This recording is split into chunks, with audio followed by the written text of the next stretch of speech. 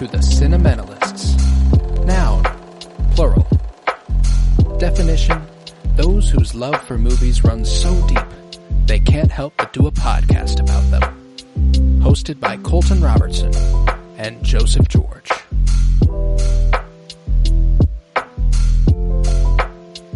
Hello everybody and welcome in to the Cinementalists. Today we continue our anticipation for Mission Impossible: The Final Reckoning with the franchise's second installment, Mission Impossible 2. It was released on May 24th, 2000, written for the screen by Ronald D. Moore, Brandon Braga, and Robert Towne, directed by the legend John Woo. I'm Colton Robertson. I'm joined by Joseph George. What's up, homie? Oh, what up, what up? Always a pleasure to be here. Oh, and it is always a pleasure to have you. And we got another great installment here. This is your first official new territory. You'd seen Mission Impossible 1. That's the only one you've seen, and you'd only seen it once.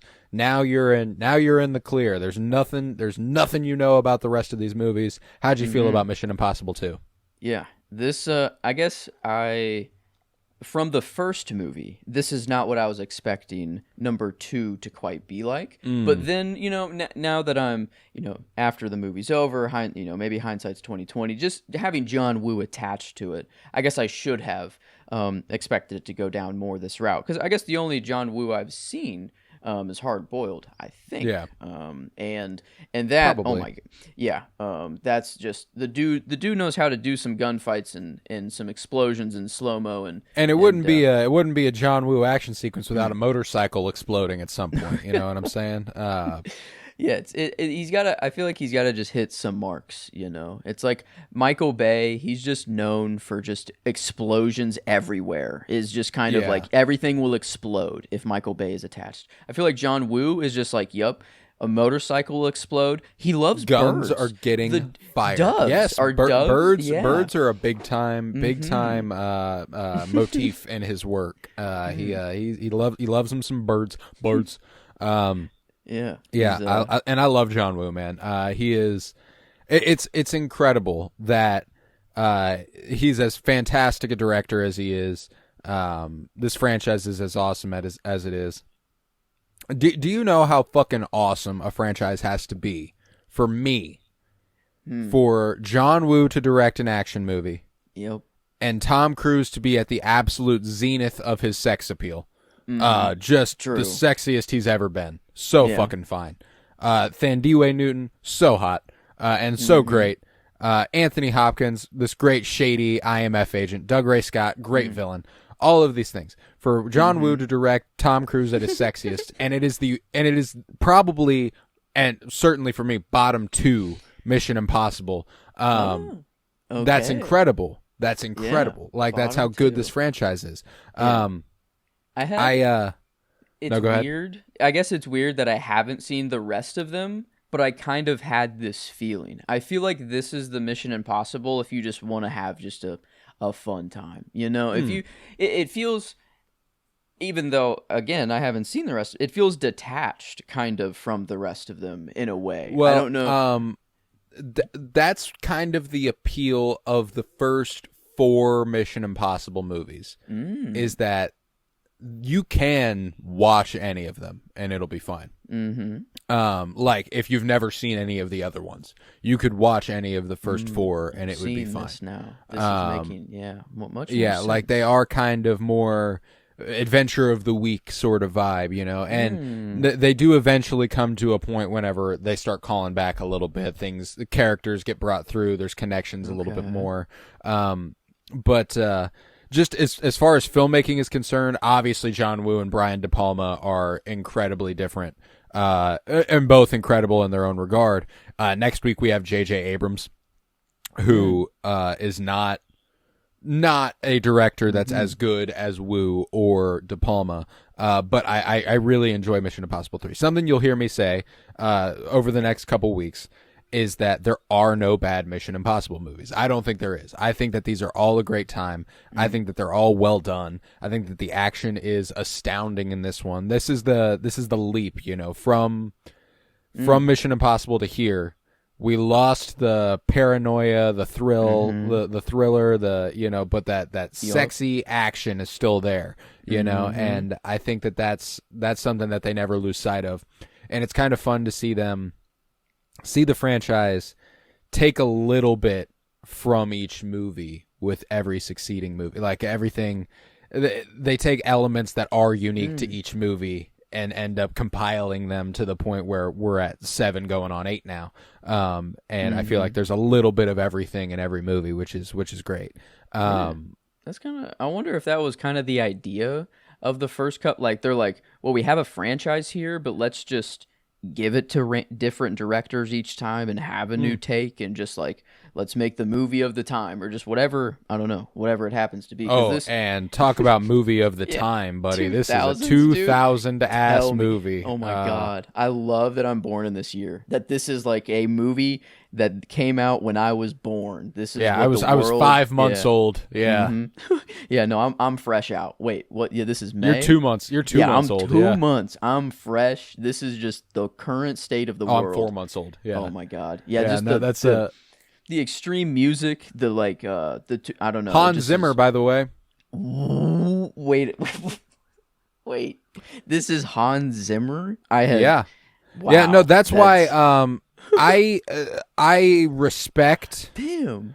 I respect whenever people say, it's kind of hard to be like, Hans Zimmer's not one of the greatest,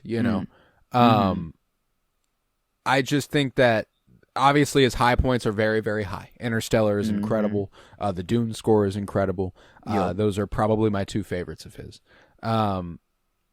But he's done a lot, and a lot of what he's done I consider to be kind of unremarkable. Yeah. Did he like the OG, like the dun dun dun dun dun? Was that in the first movie? Would I kind of am spacing out. I don't feel like I remember it in the first movie. It is. It is, but it's used very, very sparsely. Okay. They do not go back to it a lot. So he didn't create that, or no? That's by Lalo Schifrin. And that's the original theme for the series from the 60s. That's right. So like it's been around a long time. And I think he incorporated it really interestingly, but that was something that I really enjoyed about the first Mission Impossible movie, is that like I think the first time you hear it is whenever, and I might be mistaken, maybe someone's listening screaming at their device like, shut the fuck up, Colton, you don't know what you're talking about. But it's whenever Ving Rhames is like, hey, you think we could pull this off?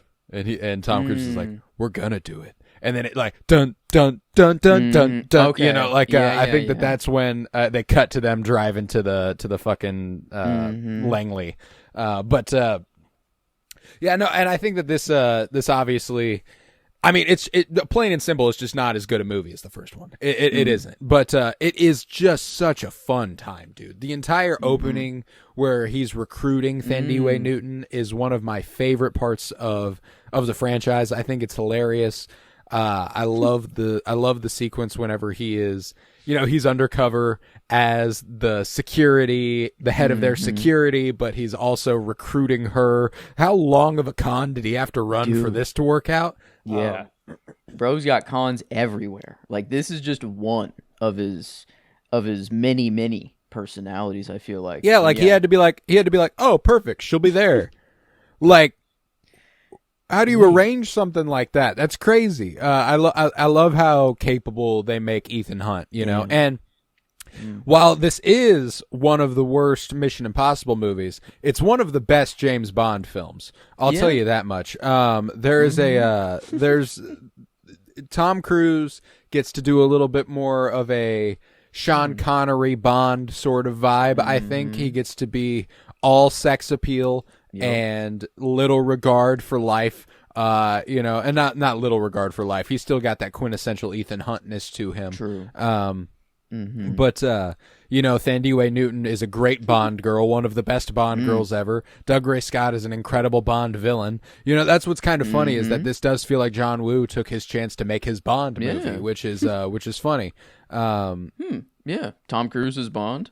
And but not quite, I don't know, not 100. Yeah, American Bond. Let's fucking ride.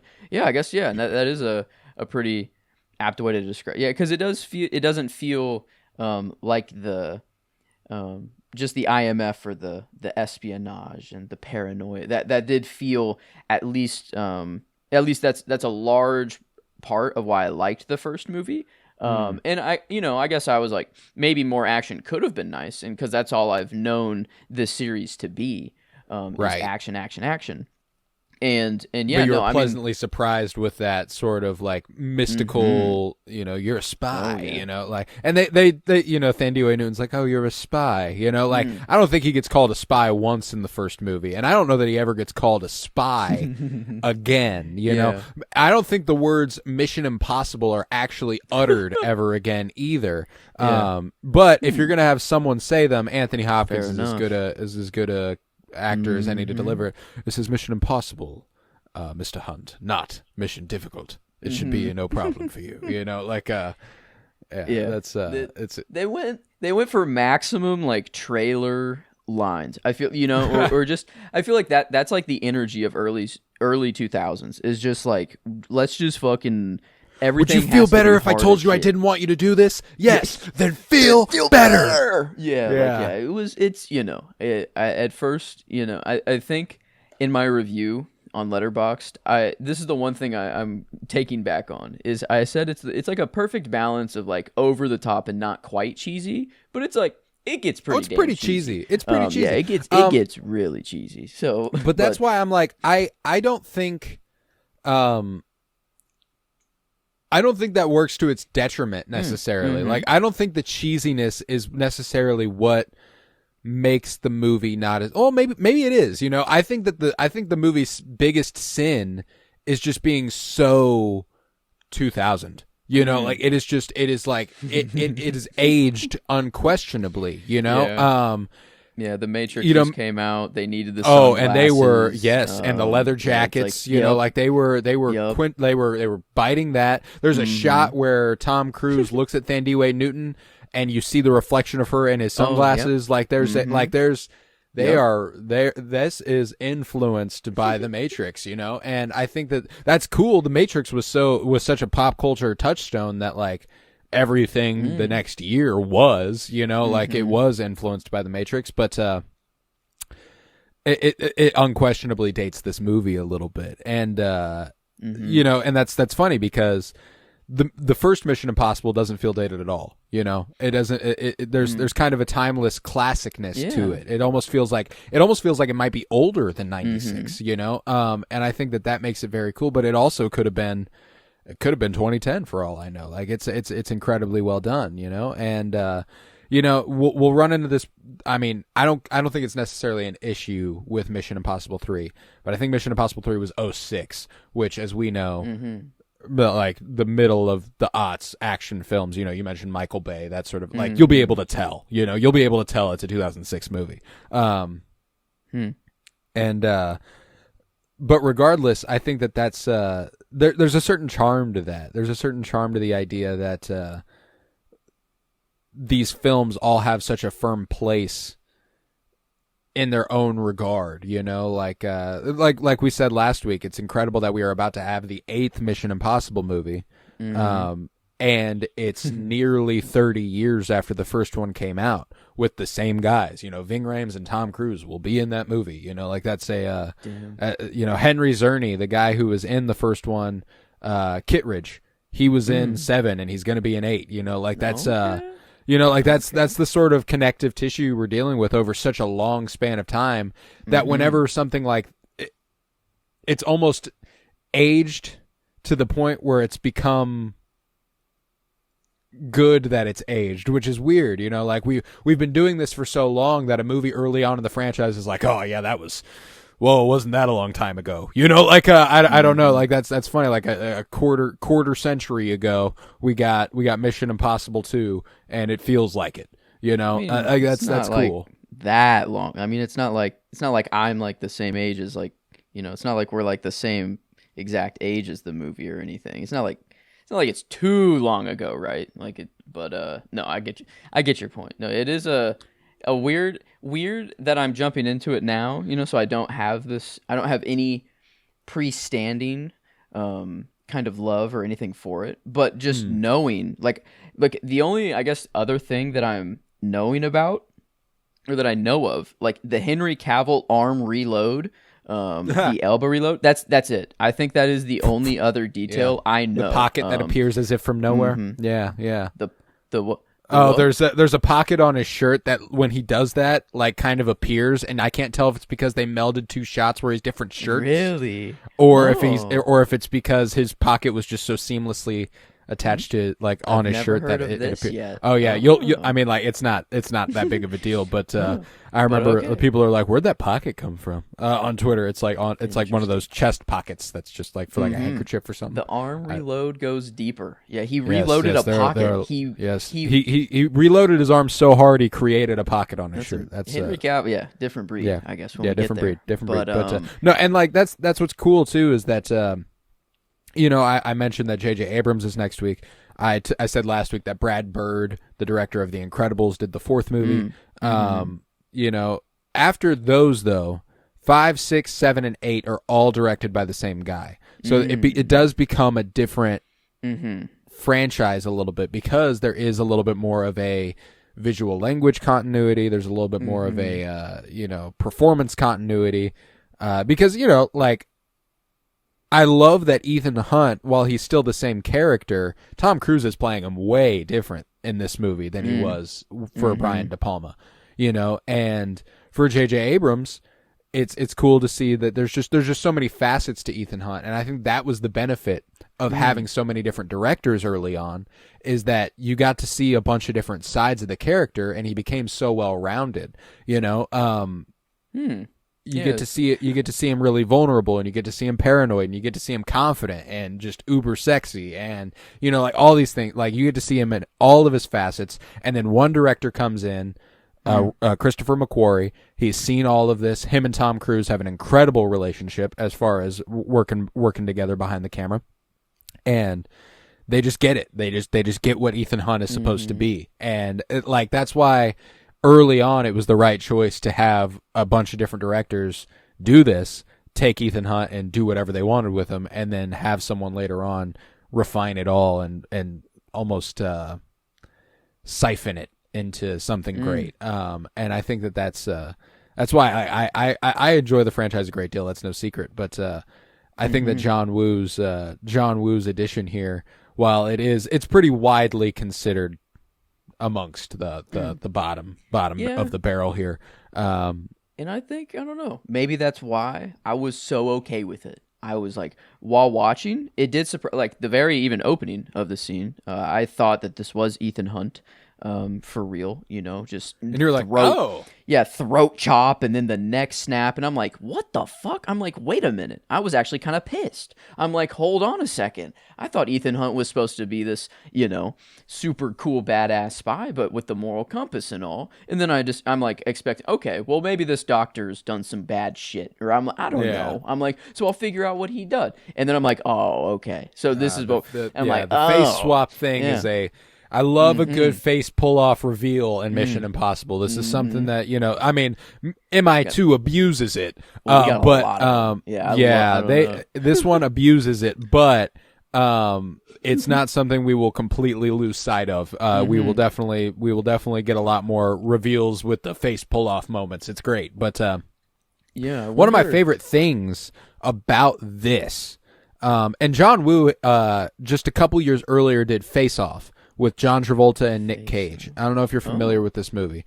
It's a movie wherever they literally switch bodies. Like John Travolta's character enters Nick Cage's body. Nick Cage's character enters John Travolta's body. So at the beginning of the movie, they're acting quote unquote like themselves, it's their character, but they like John Travolta's acting like John Travolta and Nick Cage is acting like Nick Cage. And then whenever they switch, Nick Cage starts acting like John Travolta and John Travolta starts acting like Nick Cage. And it's incredible. Like the performances they put on are really, really, really good because you're like, it's so believable that you are Nick Cage wearing a John Travolta mask instead of just being John Travolta, which is really, really cool. And that's one of the things I love about Tom Cruise in this movie, and it's why he's getting my performance, is when he's Doug Ray Scott. You know, whenever that character is wearing Tom Cruise's face, Tom Cruise is fucking good. You know what I'm saying? Like, it's whenever they cut from him, you know, taking off the doctor's mask, and he's like, "Yeah, we got him." And then they cut to him hugging Thandiwe Newton when he's trying to console her, and he's like looking down, and he's like, "It's imperative that we don't let him know what we're doing, you know, like that you don't escape, you know, it's frightening. Tom Cruise is kind of scary. It's good, you know.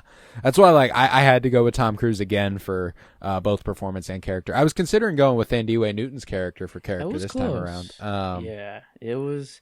I like the idea of going with the less, you know, not going with Ethan Hunt, because I feel like everyone knows, you know, he's Ethan Hunt. And he's Nia was cool, you know, she was willing to put her faith in Ethan in a way, you know, where she shoots up the Chimera, and you know she like, that's a big sacrifice play. Boom. But the reason she does it is because she's confident that Ethan can do something about it. You know, so it comes back around to being like, it's still about Ethan, even when it's about her being cool as fuck. You know, so I love Ethan Hunt, and it's hard for me to tell you that anybody else will ever be the character of the movie. Now, performance might go other places, but. Yeah, I mean, Ethan Hunt is just the beating heart. Tom Cruise as Ethan Hunt is the beating heart of the franchise, so it just makes sense. Yeah, sadly, Ving Rhames, you know, as Luther, I was hoping he, you know, you said he was going to be returning a lot, and I was like, underutilized like in this one. Yeah, he kind of got sidelined a little bit. He had some, you know, like I don't know, I guess he loves his clothes, you know, and his fashion. Which is kind of funny, you know. He steps. I just got these Gucci shoes. Yeah, Gucci shoes and a what jacket? What was the like? It was Versace. Was it Versace? Yeah, I don't know. Yeah, Rose got Versace's jacket. It was my Gucci shoes and Versace jacket. Yeah. But I was watching this with Emily last night, and I got to point out to her that he was Bubbles, and she got a kick out of that. I was like, he even looks like he's Bubbles, and she's like, you know. Yeah. But man. Yeah. No, Luther. Luther. You know, the only one that he's not like in is 4. I think he pops up like once. He's in like one scene, but he does become a bigger part of the movies. Like, this is Mission Impossible 1 is not like the biggest role he has. There's a certain thing that 3 does that makes it probably the most. I won't even get into it. We'll talk about it when we talk about it. But the satellite doesn't work as fast as me, or whatever he said. I don't know. He's like, he does have his moments, but yeah, he does. He does have his shit. Yeah, it is. I think you know, like it was funny. I enjoy the movie a great deal. It's a fun, casual viewing. You know, and that's the thing, is that, like I said, there's no bad Mission Impossible movies. I'm never gonna skip it. I'm never gonna, like, if I'm watching the Mission Impossible movies, I'm watching all of them. That's just how it's gonna be. And yeah. Is it a quintessential entry? Like, is it something that's like, oh, you gotta watch this? No, Thandiwe Newton's never in these movies again. Anthony Hopkins is never in these movies again. You know, like, this is a truly one-off adventure. The Chimera is never important again. The Bellaphon is never important again. Anthony Hopkins, was he just like some separate third party, or was he like in the IMF, or like was he? I think he was in the IMF. Oh wow! So I guess I kind of thought he would come back around, because he seemed like he was kind of like, I don't know, like his ball, like the similar to Kittredge, you know, like yeah, well, like, and that's the thing. Kittredge didn't. It seemed, I don't know. Yeah, like, I'm like, Kittredge didn't come back until the 7th movie. So like, and that was 2 years ago. So like, that's why I'm like, I think they kind of prided themselves on having Tom Cruise and 1 or 2 other people who consistently return, and they got like a kind of a revolving door of stars to come in and pop in and do a thing for a second and dip. Which is cool, you know? Perfect. Like, Tom Cruise just being such the talent he is, you can just kind of throw him in any. I feel like it's more of a test of the director. Everyone kind of knows, well, maybe not at this point, like Tom Cruise is the guy, but like, at least me watching. Yeah, like already. So like, even by 2, he's already just fucking, this is the guy. Yeah, I mean, he feels like it. I mean, he fucking plays it well. But you mean Ethan Hunt or Tom Cruise? No, yeah, Tom Cruise in real life. Yeah, Like, Tom Cruise had outside the been, movie. he'd been a movie star I guess, for yeah, some time that's now. true. So Yeah, like, the timeline of him is just actually stupid to think oh, about. it's bizarre. It's bizarre. I- Yeah, he'd been famous for 17 years at this point. Yeah, that's okay. Okay, so yeah, he's the guy. I think, yeah, I guess it goes to prove my point even more, if he has been more famous, that Tom Cruise is kind of like the constant in every movie, and then each director just gets to put their input or their flavor on the Yes. Tom Cruise, and you just see, what would John Woo be like with a great action star, and his flavor with Ethan on Hunt. Mission Yeah, Impossible. with And Tom then- Cruise, with Tom Cruise and Mission Impossible. Yeah, and that, yeah, 100%. And that is absolutely like J.J. Abrams. His debut movie is Mission Impossible 3. He'd never done a movie. He'd never directed a movie prior to that. Like that's Shit. yeah, right. Like that's the kind of thing that obviously Tom Cruise has quite the pull. Like there's no doubt that like that was probably, I mean, handpicked by him essentially. Mm-hmm. And yeah, I mean, I really, really adore the spin that every director kind of gets to put on the guy, and that's what it's cool to see how adaptable Tom Cruise kind of is. I certainly think that when he agreed to do Mission Impossible with Brian De Palma, he hadn't thought he'd be doing this 4 years later. You know what I'm saying? But I love the idea that he saw an opportunity to get kind of wild with it. I think that's a lot of fun. And he probably approached it, like I said, like he had a little bit of that Sean Connery Bond in him, where he's all confidence, he's all swagger, and that's a lot of fun. And I have to imagine it's a lot of fun for an actor to play. Yeah.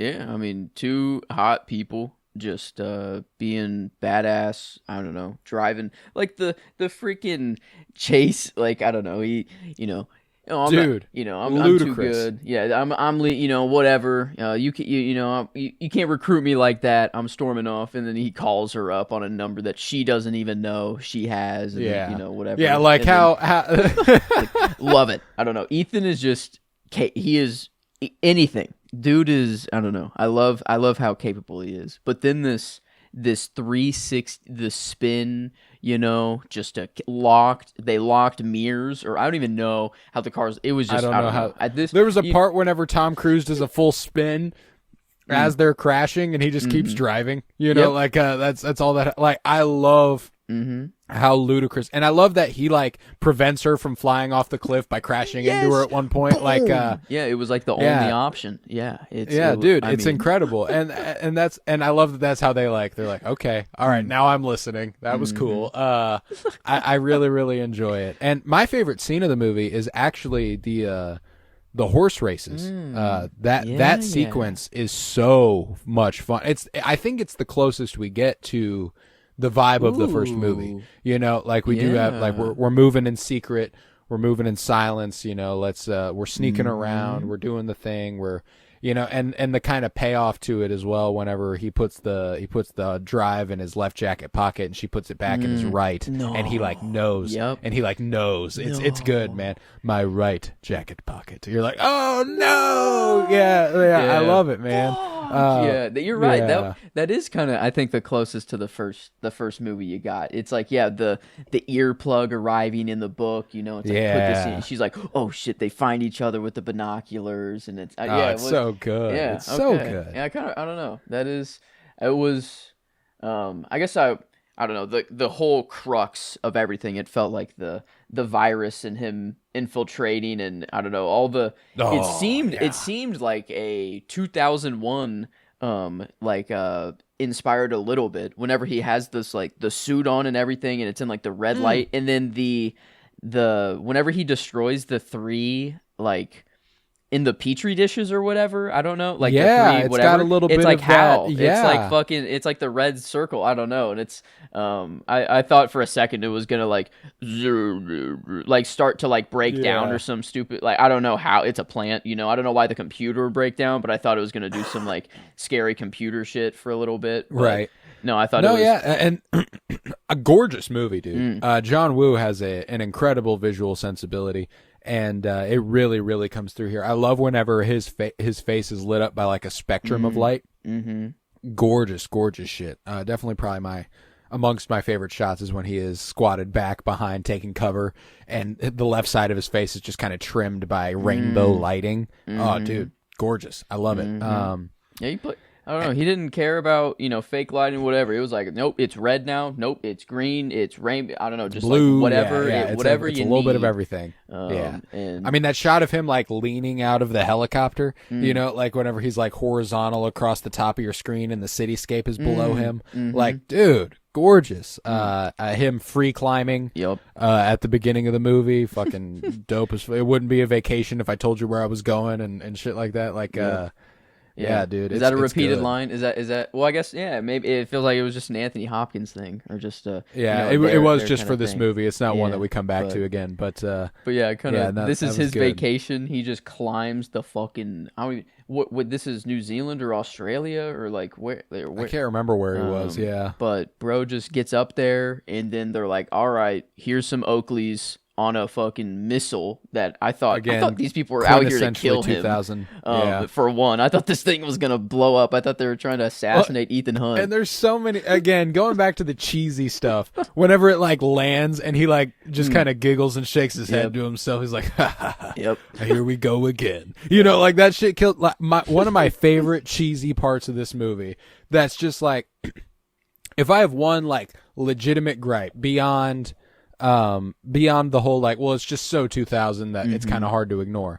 The movie is long. Yeah, probably too long for its own good. And one of the reasons is because we have sequences like when Thandiwe Newton shows up at Doug Ray Scott's place. Naya shows up at what's the character's name? Ambrose. Shit. Yes, Sean Ambrose. Shows up at Sean Ambrose's house, and she like arrives by boat, and she like walks up in slow motion, and he walks to her in slow motion, and her scarf flies off, her scarves fly off, and he catches them, and he puts them back on, and like that whole sequence is like 2 fucking minutes of the movie, and it's just them walking towards each other, and like that's so fucking Can we get the funny, satellite feed? Can we make it go faster, please? Yeah. And then the second it turns on, making out, he's like, fuck, damn it, dude. Gah. Oh yeah, he's just I don't know. Ethan That Cuck, guy knows how to for this Cuck. movie. Yeah, he's Ethan Cunt. Yeah, Ethan like cunt. It doesn't. I don't know. It kind of works, but not really. But Ethan Cunt. Yeah. He kind of. I don't know. It was just getting back with the. It was. She didn't.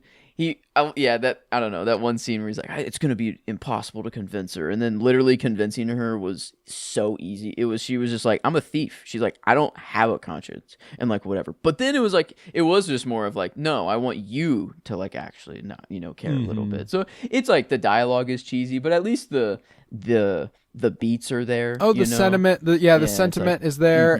They do a lot to, and I think there's a lot of great payoffs and callbacks to that. Later on in the movie, whenever he's like, "I thought you didn't have a conscience," she was like, "I'm a liar." Like that. I'm a thief. I lie. I think it's I think it's a great time, regardless of how iffy some of it is done.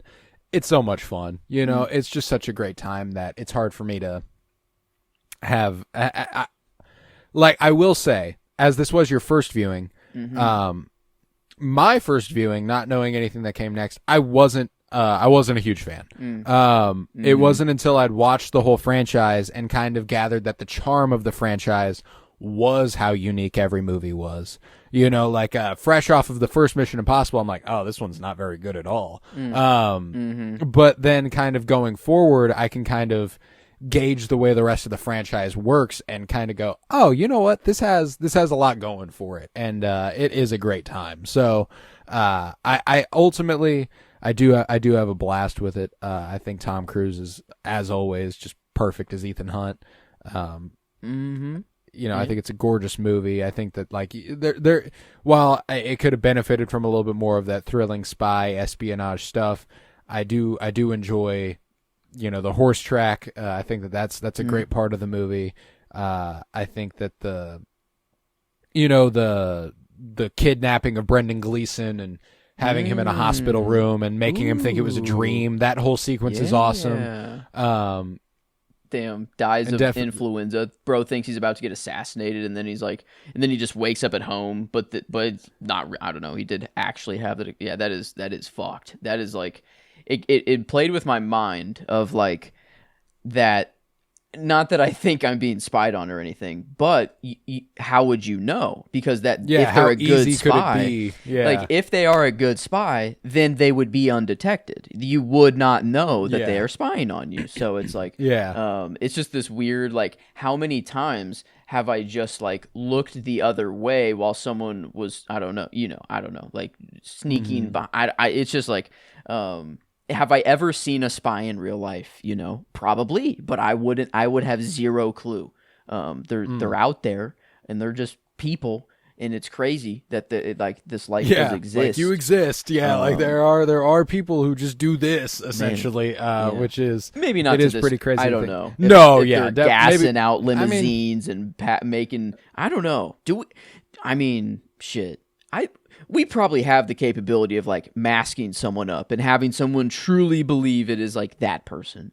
The voice emulator thing is interesting. That's the only thing that seems kind of like, well, I don't know if we got something like that. But I feel like, I don't know. I feel like we have used this mask technique actually in real life. I wonder if I don't know. I wonder if we're there yet.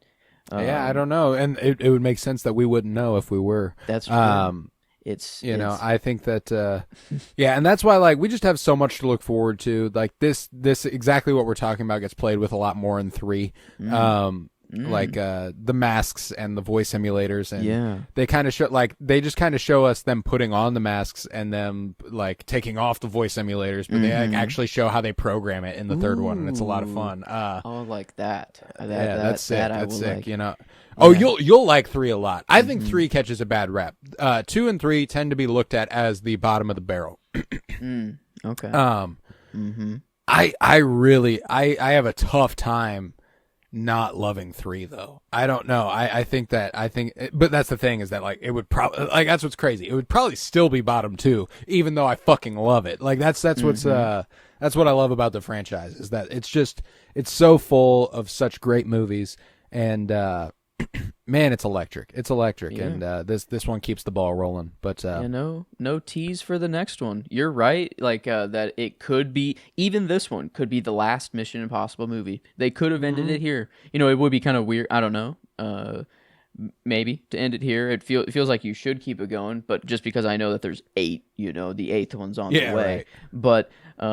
But yeah, I could have jumped to 3. I guess he has this experience, but there's still even, I guess there's a little mystery or callback in here of he had 2 other times that he's been cloned for or masked up for or something that, and Ambrose was his double or something like that in the past. Which is kind of crazy. So I don't know, that's, and I don't know if that'll even ever, if that matters, or I feel like they mentioned specifically locate. He's like, no, that doesn't matter, or that we don't. I don't know. He seemed to avoid one of the times, or I don't. But he didn't give any details of what it was.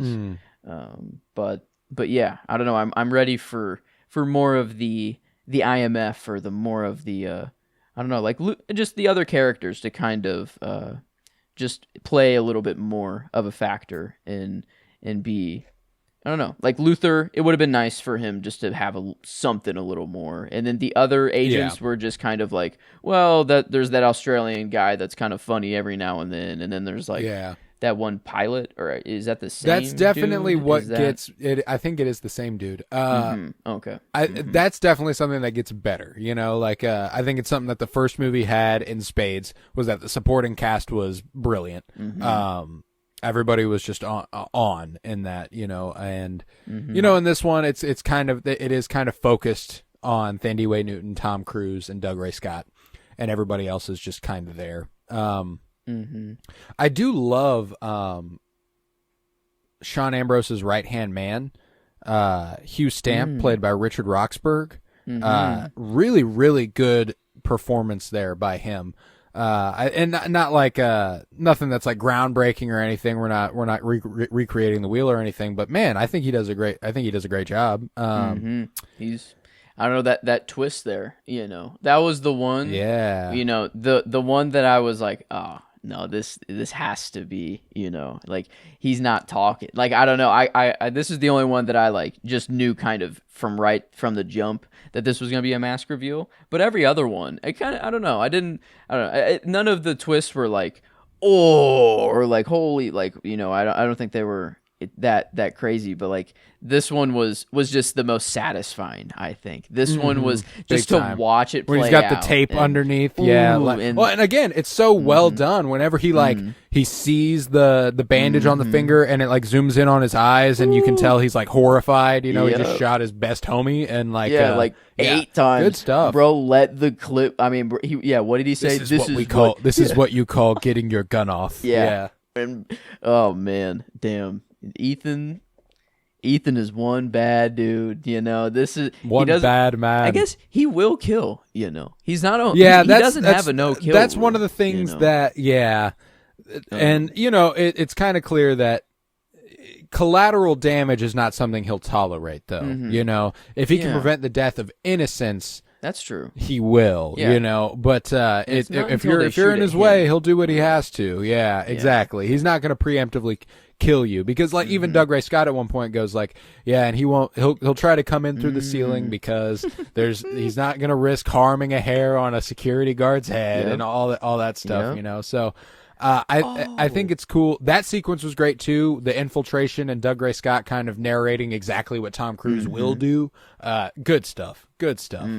Yeah, I didn't even think that whenever Doug Ray Scott walks into the building after, like it looks so Matrix-esque. Whenever Neo walks in and goes through the metal detectors, it looks like the same like kind of lobby a little bit, like just stone everywhere. Similar for sure, a little bit, but yeah, that whole I don't know the ending. I thought it's crazy. There's a whole virus that could. I love that the threat is slowly expanding. It was just the IMF list, in the first movie. Now, it's possibly, maybe the whole world, but it was just seeing maybe Australia, New Zealand, whatever. Well, and even then, several would die, but they were going to sell the cure, and it was going to save more people. It was just going to make Sean Ambrose really rich, and I really enjoyed that. That part of the movie whenever he's like, I don't just want your 30 million, I want to buy your stock with that 30 million. We'll borrow the 30 million, use it to buy this. I can't do fucking, no, that was terrible. I don't know what. Yeah, he had a Scottish thing going on. You went a little Russian. Yeah. You went a little I don't know Russian, why I went Russian there. Yeah, I went I tend to go Russian, which was weird. I don't know why, like, whenever I'm imitating people, I tend to go Russian, even if they're not, and I don't know why. I don't know if this is offensive. Maybe they'll, I just feel like henchmen in general are just kind of Russian, or they have just been in movies. Like if there's just a bad guy, movies historically, true. Yeah, like especially 80s, post Cold War, we tend to make Russians villains in our movies. I mean, like pretty much any European accent. If I don't modulate myself, I'll end up slipping into Russian. There's no doubt. There's no doubt I'll get there eventually. But yeah, no, I did quite enjoy Doug Ray Scott in this movie. He is perfectly kind of, I mean, douchey and menacing. And, it is kind of perfect. Yeah. And, that was the hardest part about having to portray you, grinning like an idiot every 15 minutes. Yeah. Is that like a fourth wall? A little bit of like a little bit, just like a Tom Cruise. Yeah. Uh-huh. He like does. I don't know. He does put on a big smile most of the time. He loves to really cheese it up. I can't help it. Have you ever seen the clip of Ben Stiller playing Tom Cruise? Oh yeah. Oh my god. And he just doing that laugh. Oh my god. He acts like he's Tom Cruise's stunt double, and they're like together, and they're looking at each other, and they're both laughing, and they're both doing the like the and then the Tom you can't Cruise. Tell if they're actually laughing or if it's just the imitation, and then like it's so man. good. Yeah, it's so good. I love that video, Tom. and I'm pretty sure that was for this movie. I'm pretty sure that was a piece of this promotional material. Yeah. Let me see, Ben Stiller, Tom Cruise. Because I'm so curious about that now. It was a Mission Impossible parody. I just don't know when it was. Let's see.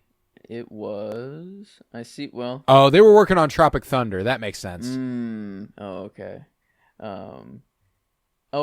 Yeah. Okay. That's... Man. God, I love that video, though. It is so fucking funny. Yeah, I can't even do it. That's what's crazy is Ben Stiller does an incredible Tom Cruise. Mm-hmm. Oh, yeah, but he is spoofing the opening of Mission Impossible 2. He's acting like he's climbing the rocks. That is what he's doing. So, yeah. Okay. It is related. Okay. Yeah. I don't know. And he calls himself Tom Cruise with 2 O's and a Z instead of like Cruise. Tom Cruise. Yeah. He definitely entered cool guy mode, or this is his big time. Like John Wick era, if he has, if he has one. And the craziest bit of trivia that I read for this is that Dougray Scott was supposed to be Wolverine, and this movie caused him an injury on the motorcycles, which he couldn't do Wolverine. So Hugh Jackman booked Wolverine because of this. So that's in a weird wild way, Mission Impossible 2 got us Hugh Jackman for Wolverine. In a weird way, the reason Deadpool and Wolverine exists is because of Tom Cruise. Oh my god. Wow. It all circles back to Tom Cruise. It's just he is Hollywood. Back to Tom Cruise. He is. I mean, it just runs through him. Oh man. And like I've said timeless times now. I enjoy these movies so much, and I love Tom Cruise as Ethan Hunt so much, and while this one is on the lower end of the spectrum. Yeah. We have so much to look forward to. So I don't really have much else to say about MI2. I think it was a great time. It's simple. But it is a super simple movie. A bit too long for its own good. But still pretty well edited in its action. The action is electric. Tom Cruise is really good. Thandie Wade Newton and him have some pretty solid chemistry. It's fun. It's a good time. So, and obviously we love Thandie Wade Newton and Anthony Hopkins. We got a little bit of the precursor to Westworld there, which is great. Oh yeah. But yeah, I don't have much else to say here. Yeah, the little sand gun kick. Is that original? Is that like I feel like that's the first time I've ever seen. Yeah, that I don't know that I've seen it anywhere else. Yeah, that was sick. John, I feel like is that Tom Cruise or is that John Woo? Is that I feel like that's John Woo. That's John Woo. Yeah, that's John Woo. That's some John Woo ass shit. But yeah, I don't know. It just I could kind of tell while watching that it just wasn't quite number one. I've built the franchise up quite a bit. When you get to a movie like this, you go, this must be one of the lesser ones then. Yeah.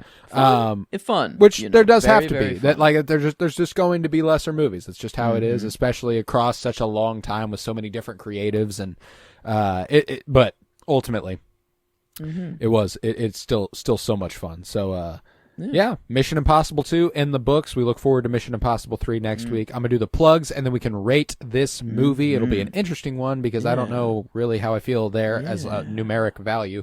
But if you would, go ahead and leave a 5-star rate and review and download wherever you might be listening. You can subscribe on YouTube. Just look up The Cinementalists as it's spelt here, wherever you are listening currently. Download these episodes because that is the only metric that I can keep track of, and it makes me feel good to see those downloads. March was a good month. Very, very good month. And April is looking solid as well.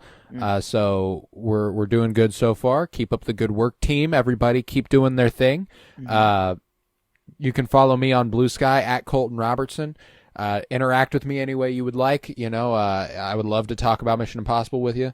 But we'll be back next week with Mission Impossible 3. And we've got Twin Peaks going on right now. We are nearing the end of the first season, if not freshly concluded. I can't remember one way or the other. Next week is the end of season 1. Yeah. Yeah, we got the finale of season 1 of Twin Peaks next week, which is a big deal. If you've never seen Twin Peaks, that's cool. The podcast is for you. If you have seen Twin Peaks, perfect. The podcast is for you. It's for first-time watchers and rewatchers alike. I'm the rewatcher. Joseph has never seen the show, and it's a lot of fun. You do have to have watched the episode we're discussing, or else you will get spoilers. But yeah, it's a great time. It's a great time, so check that out. Let's go ahead and rate Mission Impossible 3. How are we feeling? Yeah. Well, 9.5 for one. Yeah, we're not in the 9s. I don't know about that. We're not in the 8s. I'm gonna go 7.5. I think it's it's 2 whole points below Mission Impossible. Yeah. Mission Impossible 2. This is -2. Mission Impossible -2. A little bit. Yeah, Even yeah. on It's the poster. and that. It's still a fun. It's still a fun time. You know, it's still good. It's well done. The John Woo is incredible. I love him as an action director, and he does direct the shit out of some action. It's just we've got a lot of room to grow, and a lot of numbers will fall in this 2-point range. I can promise you that. Yeah. I was never mad. I was never upset with the movie. I was never disappointed with it. It was more just kind of like, okay, you know, it's nice to look at. The action is cool. It's over. I can't believe what I'm seeing sometimes. But I want more of the espionage. I want more, I don't know. I want more writing kind of, to go in, I don't know, more instead of the flashy. I don't know. I like action, but not at this ratio. I think is what it comes down to. But yeah, I feel you completely. Yeah, 75. It's still good. It's still above that good threshold. You know, above a 7. I feel like is when it just starts to get. Yeah, I'd say I like. I agree. Yeah. So, but yeah, I agree. I think we're. Yeah, I don't know. I'm interested to see where 3 goes, and yeah, if this is bottom of the barrel, this is a very good sign for the rest of the franchise because we're in for a ride, buddy. We are in for a ride, and at a 7.5, 75% on the old Cinementialometer. There it is. Mission Impossible 2 clocks in, and I'm ready for MI3, baby. I'm so ready. Got some of my favorite performances in the franchise. J.J. Abrams. I mean, again, Tom Cruise is responsible for the Star Wars sequel trilogy, you know, because J.J. Abrams had never directed a movie before. So how about that? God damn. But, he's everywhere. Yeah, look at that. Look at that. But actually, Tom Cruise booked John Boyega the role of Finn, basically. That news came out recently.